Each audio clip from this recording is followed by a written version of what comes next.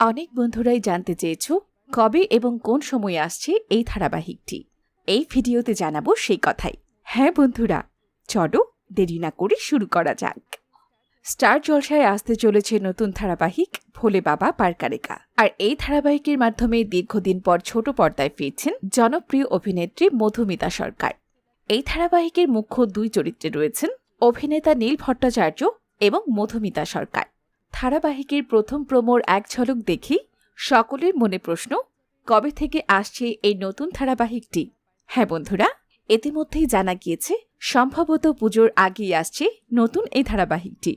বর্তমানে স্টার জলসায় 6:30 এবং 7টার স্লটের খুব দুর্বল অবস্থা। আর ধারাবাহিকটির বাজেট দেখে আন্দাজ করা যায় এটি সম্ভবত সন্ধে 7টা বা 6:30 নাগাদ আসতে পারে। তবে শেষমেশ চ্যানেল কর্তৃপক্ষ কি সিদ্ধান্ত নেয়, এবার সেটাই দেখার পালা।